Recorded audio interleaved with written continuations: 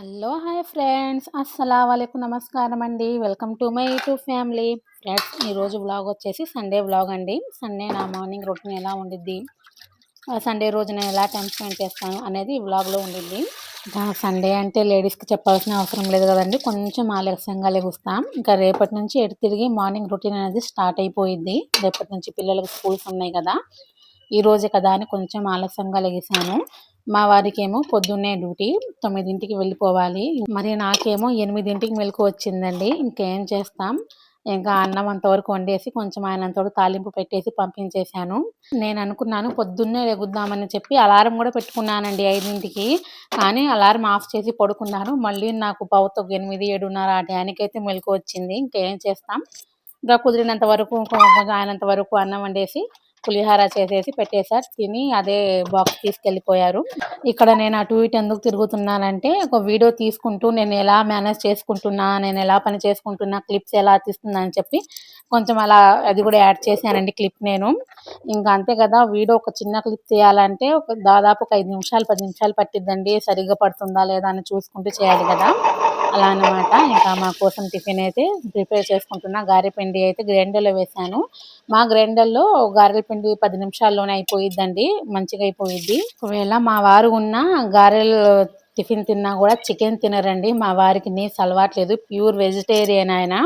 మా అత్తగారు అలవాటు చేయలేదంట, ఎందుకో మరి పెళ్లి కాకముందు నుంచి ఆయనకు అలవాట్లేదు.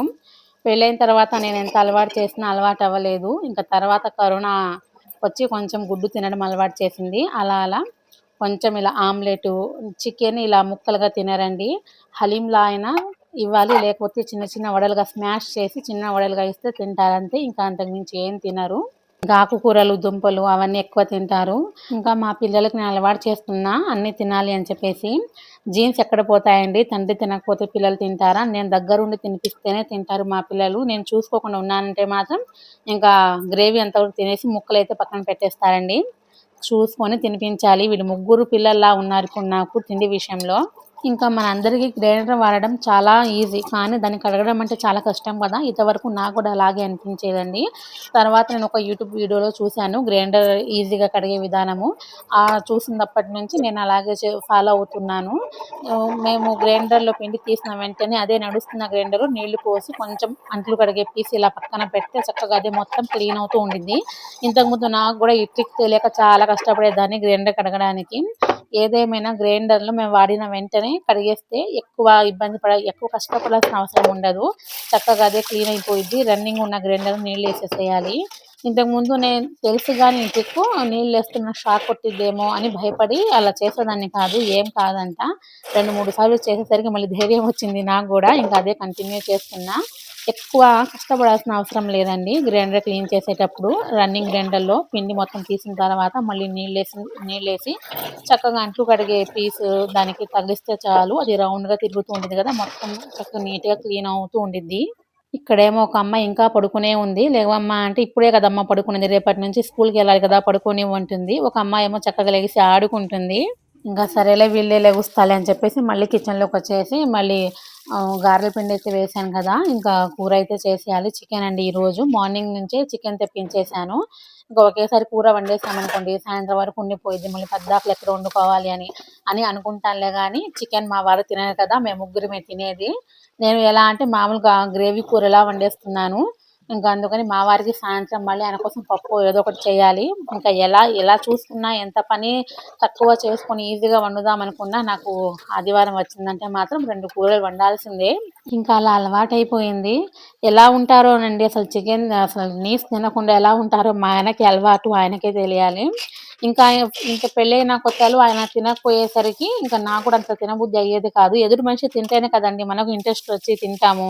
ఆయన తినకుండా నేను తింటుంటే అసలు నాకు తినబుద్ధి అయ్యేది కాదు. ఇంకా పిల్లలు ఉన్న దగ్గర నుంచి మళ్ళీ నేను తెప్పిస్తున్నాను. పిల్లలకు అలవాటు చేయాలి. ఆడపిల్లలు మళ్ళీ వేరే ఇంటికి వెళ్ళాల్సిన పిల్లలు, అక్కడ ఇక్కడ సాగినట్టు వేరే చోట సాగాలని రూల్ లేదు కదండి. అన్నీ అలవాటు చేయాలి పిల్లలకి అని చెప్పేసి నేను వాళ్ళకి అన్నీ అలవాటు చేస్తున్నా.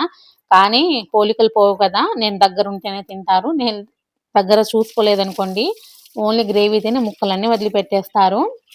చికెన్‌ను స్మాష్ చేసి చిన్న చిన్న వడలుగా చేసిస్తే తింటారండి.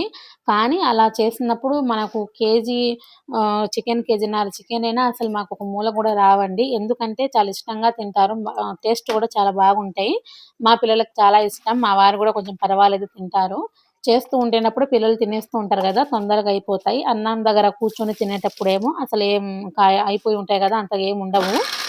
అది కాకుండా చికెన్‌ను ఫ్రై చేస్తున్నప్పుడు కొంచెం జాగ్రత్తగా ఫ్రై చేయాలి.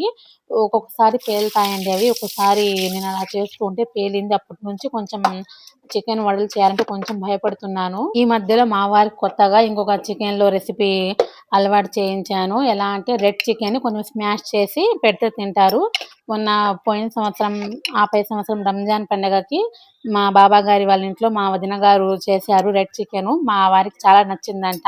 అలా చెయ్యి తింటానంటే ఇంక సరే అని యూట్యూబ్‌లో చూసి అలా చేసి కొంచెం చికెనయితే స్మాష్ చేయాలండి. స్మాష్ లేకుండా ముక్కలుగా అసలైతే తినరు. చికెన్ మొత్తం హలీంలాగా స్మాష్ చేసి ఇస్తే పుల్కాలో నంజుకొని తింటారు. మొన్న అదే ప్రిపేర్ చేశానండి రెడ్ చికెను. ఇంకా ఈసారేమో చికెన్ గ్రేవీలా చేసేద్దాం.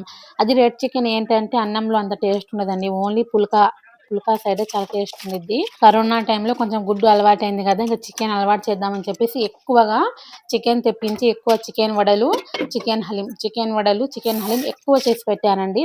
అలా మెల్లగా కొంచెం చికెన్ తినడం అలవాటయింది. ఇంకా సరే ఇలా తింటున్నారు కదా! ఇంకా మామూలుగా గ్రేవీ కూరలాగా వండేస్తే ఇది కూడా మెల్లగా తింటూ అలవాటు చేసుకుంటారేమో అని చెప్పి గ్రేవీ కూర ఎక్కువగా వండేదాన్ని. అస్సలు మా ఆయన తినేవారే కాదు. దాంట్లో ఉన్న గ్రేవీ కలుపుకొని తినడం కూడా చాలా కష్టం మా వారికి. గ్రేవీ కూర తినడం అలవాటయిద్దేమోనని నేను ఇంతకాలం చూస్తున్నాను. 5 సంవత్సరాల నుంచి వండుతున్న ఆయన గ్రేవీ కూరని మాత్రం అలవాటు చేసుకోలేదు. ఓన్లీ చికెన్ స్మాష్ చేసినంత వరకే తింటారు. ఇంకేం చేస్తాం. ఇంకా మా వారి కోసం వండుతూనే ఉంటానండి. ఒక్కొక్కసారి ఆయనకిష్టం వచ్చింది ఒక సండే ఏమో మాకిష్టం వచ్చింది అలా. మొన్న పోయిన సండేనేమో రెడ్ చికెన్ చేశాను పుల్కా చేసి. ఇంకా ఈసారేమో మా వారు డ్యూటీకెళ్లారు కదా! మేము ముగ్గురమే కదా అని చెప్పేసి మామూలుగా పొద్దున్నే గ్రేవీ కూర పెట్టేసుకున్నా. టేస్ట్ బాగుండిద్దండి గారెల్లో చికెన్ కూర అందరికి తెలిసిందే గదా! ఇంక నేనైతే మాకు సాయంత్రం వరకు అదే పనికొచ్చిద్దని చెప్పి వండేస్తున్నా. నేను ఈ సండే చాలా మంచి వ్లాగ్ తీద్దామని ప్లాన్ చేసుకున్నానండి. కానీ సరేలే మేము అనుకున్నవన్నీ జరుగుతాయా ఏంటి అన్నట్టు అలా జరిగింది ప్రెజెంట్ నాకు. ఎలా అంటే నేను మొన్న మా పిల్లలు చిన్న టీ కప్ మీద ఆర్ట్ తయారు చేశారు కదా! దాన్ని షార్ట్‌లా తీసి యూట్యూబ్‌లో అప్‌లోడ్ చేసేటప్పుడు చిన్న ప్రాబ్లమ్ వచ్చిందండి. నేనొక మ్యూజిక్ యాడ్ చేద్దామని మ్యూజిక్ యాడ్ చేశాను. అసలు ఇప్పటి వరకు నా వీడియోస్‌లో ఒక్క వీడియోలో కూడా షార్ట్‌లో గానీ, లాంగ్ వీడియోస్‌లో గానీ మ్యూజిక్ అంటూ ఉండదు. నేనే ఒక చిన్న మ్యూజిక్ అనేది యాడ్ చేశాను. కొంచెం వ్యూస్ మంచిగొస్తాయి కదా అని చెప్పేసి యాడ్ చేసుకుంటే, అది నాకు సరిగ్గా ఎడిటింగ్ చేయడం రాక మళ్ళీ నేను డిలీట్ చేసి, మళ్ళీ నా ఓన్ వాయిస్‌తోనే యాడ్ చేశాను. అప్‌లోడ్ చేశాను యూట్యూబ్‌లో. నాకు కాపీరైట్ అని వచ్చింది ఆ వీడియోకి. మళ్ళీ వెంటనే వితిన్ సెకండ్స్‌లోనే మళ్ళీ ఆ వీడియోని డిలీట్ చేసేసి, మళ్ళీ ఇంకొకసారి కొత్తగా మళ్ళీ నా ఓన్ వాయిస్‌తోనే వీడియో అప్‌లోడ్ చేశాను. డిస్ట్రాక్షన్ ఏమో 10 మినిట్స్ చెకింగ్ అని వచ్చింది. గంట, 2 గంటలాగితే మామూలుగా నన్నని వచ్చేసిద్ది కదా అనుకున్నాను. కానీ ఒక రోజు మొత్తం కూడా అది 10 మినిట్స్ చెకింగ్ అనే వచ్చింది. ఇంకా నేను నిన్న సండే స్పెషల్ సండే షార్ట్ ఒకటి అప్‌లోడ్ చేశాను కదా! అప్పుడు చూసుకున్నానండి. నేను అప్‌లోడ్ చేసిన తర్వాత పబ్లిక్ అని వచ్చేసింది కదా అని ఏం చూసుకోలేదు.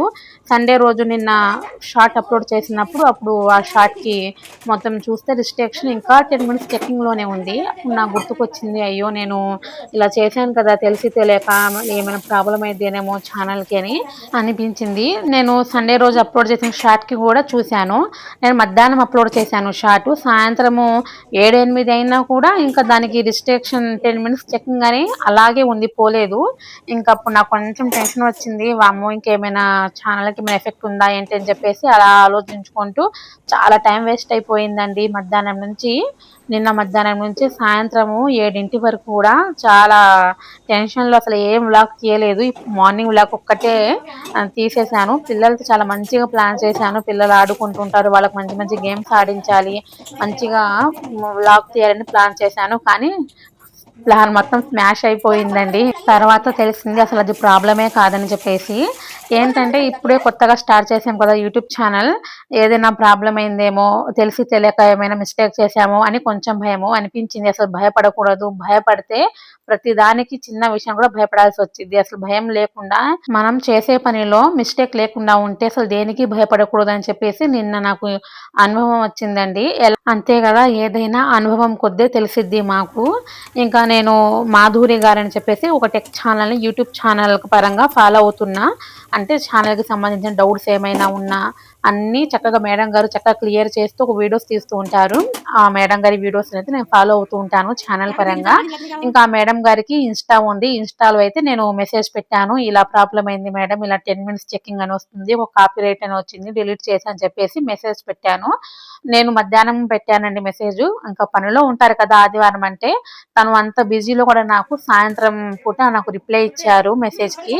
వైటీ స్టూడియోలోనే చిన్న చిన్న ఇలాంటి ఇష్యూస్ వస్తూ ఉంటాయండి. అసలు ఏం భయపడాల్సిన అవసరం లేదు, ఛానల్కి ఏ ప్రాబ్లం ఉండదు, హ్యాపీగా వీడియోస్ అప్లోడ్ చేసుకోవచ్చు అని చెప్పి రిప్లై ఇచ్చారండి. ఇంకా మేడం గారు ఇచ్చిన రిప్లై వల్ల ఇంకా నాకు మైండ్ అయితే కూల్ అయిపోయింది, ప్రశాంతంగా అమ్మయ్య ఏ ప్రాబ్లం లేదు నా ఛానల్కి అని అనిపించిందండి. అంతే కదా, చాలా కష్టపడి ఒక వీడియో తీసినప్పుడు ఛానల్ని జాగ్రత్తగా చూసుకుంటున్నప్పుడు ఆ ఛానల్కి చిన్న ఏదైనా ప్రాబ్లం వస్తే ఇంత కష్టం వేస్ట్ అయిపోయిద్దా అని చెప్పేసి ఒక ఫీలింగ్. ఎందుకంటే ఇప్పుడు యూట్యూబ్ అల్గారిథంలో చాలా రూల్స్ ఉన్నాయండి, స్ట్రిక్ట్ గా రూల్స్ ని ఫాలో అవ్వాలి. ఇంకా నేనేమో నా గోలలో ఉంటే పిల్లలేమో వాళ్ళ ఇష్టం వచ్చింది చేసి పెట్టేశారు. ఇంకా చింతపండు లాలీపాప్ అంట, తను కూడా యూట్యూబ్ వీడియోలో చూసి ఇంట్లో ఉన్న చింతపండు మొత్తం పంచదార వేసి కరిగించి పొయ్యి మీద పెట్టి ఏదో చేసి లాలీపాప్ చేసి పెట్టింది. ఇంకా 2-3 గంటల తర్వాత కిచెన్ లోకి వస్తే పొయ్యి మొత్తం ఆ చింతపండు పేస్ట్ మొత్తం ఆగం చేసి పెట్టిందండి. మళ్ళీ తుడుచుకుంటూ మళ్ళీ మా వారి కోసం అయితే వండుతున్నా. అమ్మయ్య నా ప్రాబ్లం క్లియర్ అయిపోయిందని చెప్పేసి. ఇంకా మా వారు పొద్దున్న గారెలు తినలేదు కదండి, ఆయన కోసం అయితే పొద్దున్న నేను సగ్గుబియ్యం నానబెట్టాను కదా, సగ్గుబియ్యం పాయసం చేద్దాం, క్యారెట్ సగ్గుబియ్యం పాయసం చాలా ఇష్టం మా వారికి. ఇంకా అందుకోసం క్యారెట్ అయితే ఉడకబెట్టేసా. దీనిని షార్ట్ లో ప్రాసెస్ మొత్తం షార్ట్ లో పెడదామని షార్ట్ లో తీసానండి. ఒకసారి షార్ట్ లో అప్లోడ్ చేసిన తర్వాత చూడండి. గారెలను సగ్గుబియ్యం పాయసంలో టేస్ట్ బాగుండిద్దండి, ఒకసారి మీరు ట్రై చేసి చూడండి. ఇంకా మా వారి కోసం అయితే గారెలు వండుతున్నా. చికెన్ ఉంది, గ్రేవీ ఉంది, పెట్టాలా అంటే వద్దు అన్నారు. ఇంకా సరే, నాకు తెలుసు కదా ఇట్లా ముక్కలుగా ఉంటే గ్రేవీ కూడా తినాలని చెప్పేసి నేను ఫస్టే సగ్గుబియ్యం నానబెట్టేసుకున్నా పొద్దున్నే. ఆయన వచ్చిన తర్వాత పాపం ఆయనకి ఇష్టం వచ్చింది కూడా వండి పెట్టాలి కదండి, తినకపోతే మళ్ళీ మనసు ఒక రకంగా ఉండిపోయిద్ది. ఇంకా అందుకని పొద్దున నేను తింటున్నప్పుడు గుర్తుకొచ్చారు, కొంచెం తొందరగా లెగిస్తే తినేవాళ్ళేమో, నాదే పొరపాటు అని అనిపించిందండి. అంతే కదా, మన లేడీస్కి ఇంటి యజమాని తినకపోతే కొంచెం ఫీల్గా అనిపించింది. ఇంకా మా వారి కోసం అయితే చేసేసా, చక్కగా తృప్తిగా తిన్నారండి, నాకు చాలా సంతోషం అనిపించింది. ఇదేనండి వ్లాగ్. కనుక మీకు నచ్చినట్టయితే చిన్న లైక్, షేర్, సబ్స్క్రైబ్. ఈ వ్లాగ్ని కొత్త వాళ్ళు కనుక చూసినట్టయితే ప్లీజ్ ఛానల్ని సబ్స్క్రైబ్